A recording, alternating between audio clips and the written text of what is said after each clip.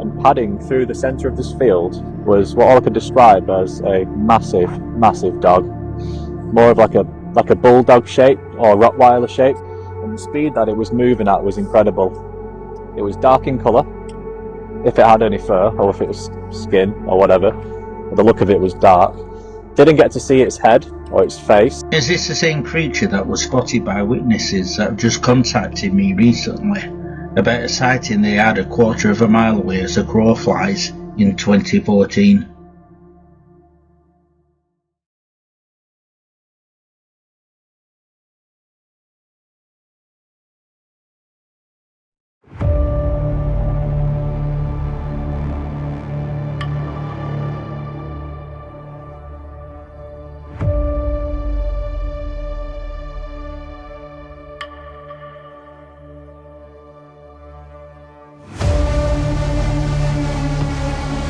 On the 31st of May 2014, a paranormal group had taken their members for an open-air investigation to the ruins of Liverpool Castle in Rivington.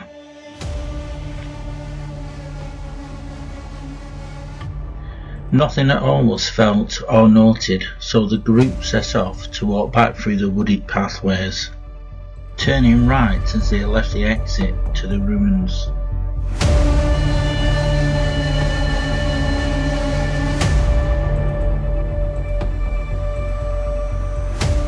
Amongst the group, there were two on mobility scooters who kept getting stuck in the muddy puddles, so requiring the more able-bodied of the group to either lift, push or pull them out.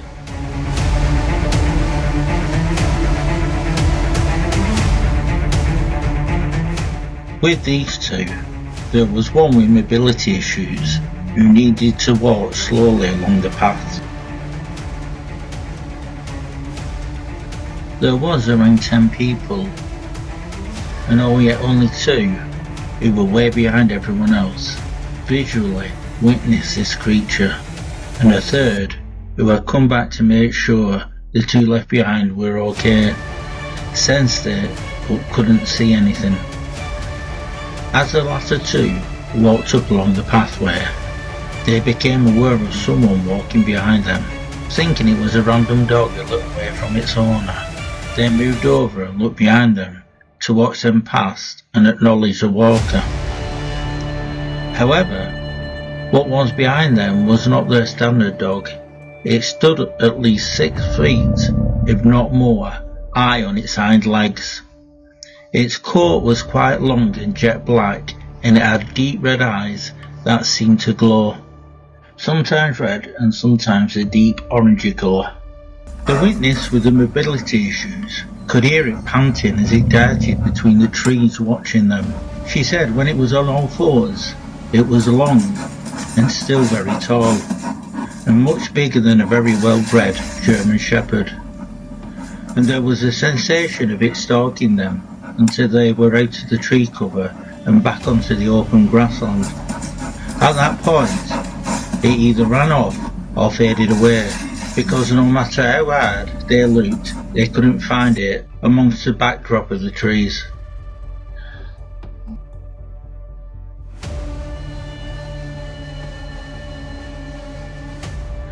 The person that came to see if they were managing to walk their way back said, as he entered the cover of the trees, how odd the atmosphere felt. At the time he knew nothing of the experience of the two ladies. Throughout that walk, the two on the mobility scooters and the group leader walking with them noticed some 2-foot-tall shadow creatures that darted across their path and amongst the trees beside them. One of our witnesses said, "As you can guess, it has completely had me and the other lady totally bemused for all these years."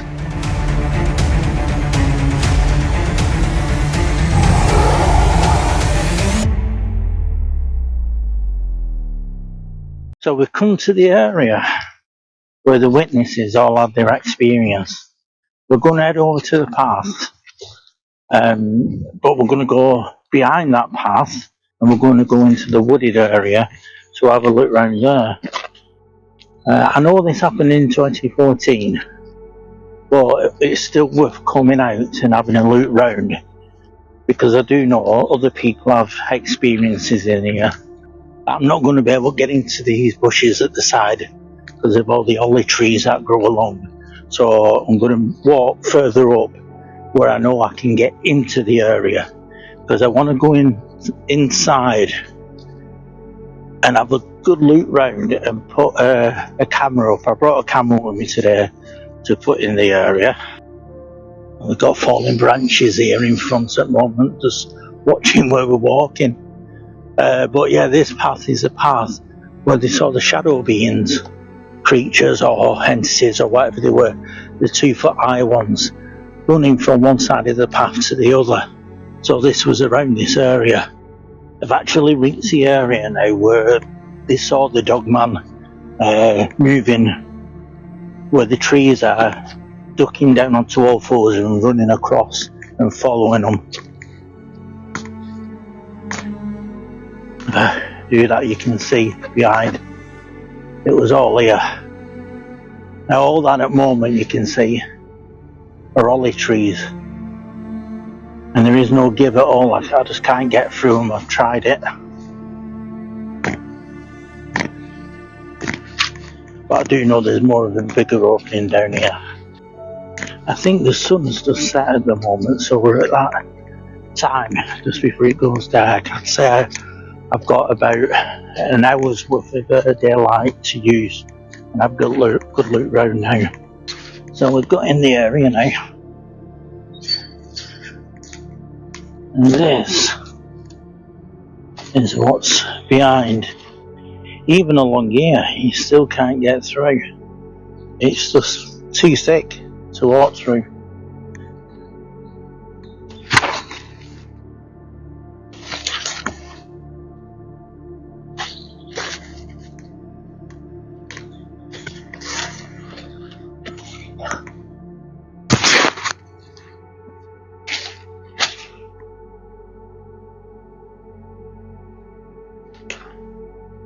Now in the middle here, we seem to have a little bit of a field. And then here, we have all that. Now I can actually see somebody over there in the distance.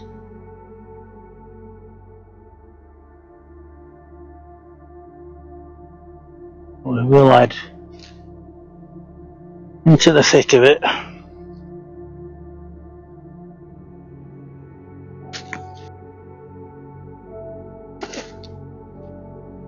But you get to this point, and you know around this area, you get a lot of visitors, but they stick to paths.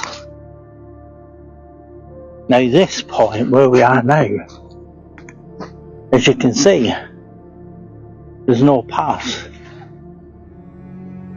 And I'm just making my way through to areas that look walkable. I do think within this area though, I could do with coming out and doing some camping. Because looking round, I've got a really good spot here.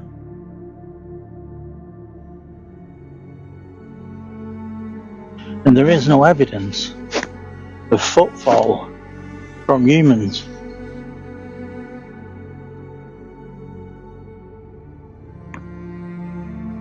And if anything, what will be in here is deer.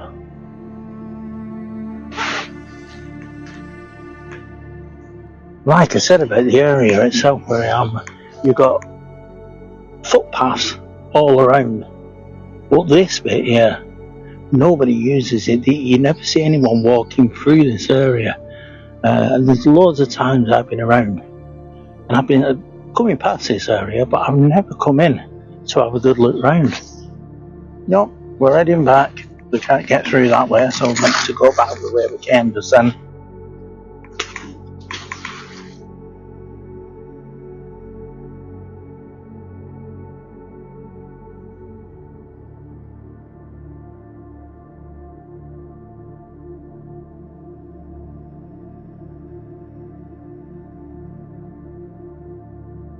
If we had just to the left here, we'll go on to that bit of grass.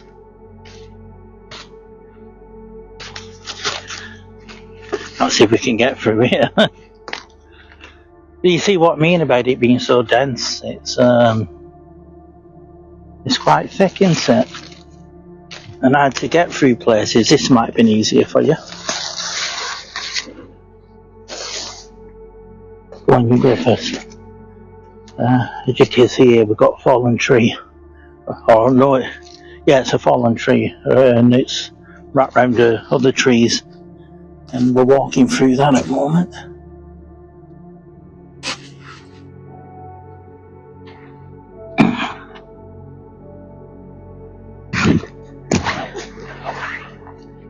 So definitely, if we don't get human activity around here or anyone walking through, I can put up a camera anywhere, and we won't know what we might capture. But I'm thinking around this area here, because I can imagine a lot of deer walking through here. Yeah.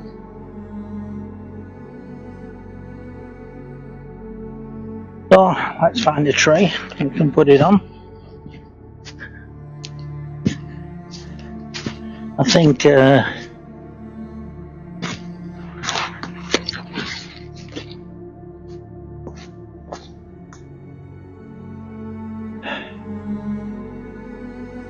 bet that one there. So here we are. Get the camera set up. Look to this tree here. I can see if it's windy, there's not going to be anything getting in the way.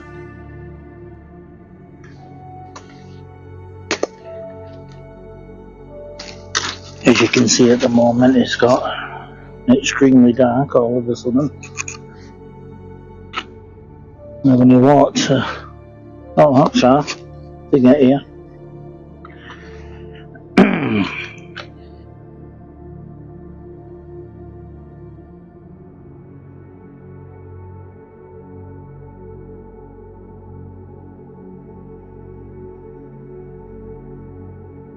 I actually wanted to come at this time of night, just to soak up the atmosphere of the place, just as the sun's going down.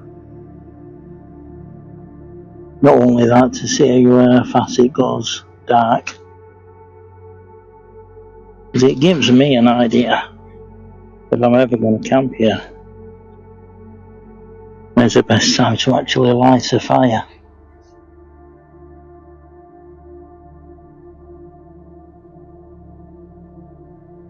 There we go. Let me turn that on.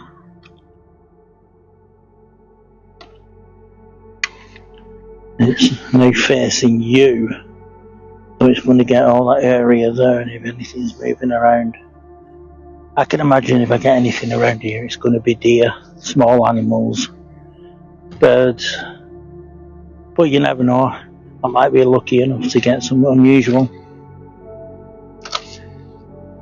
Fingers crossed.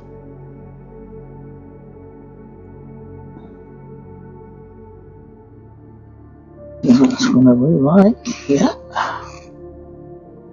2, 1. And I shall leave that there a few good months. So as you can see, that light flashing. Well, you can't see it now.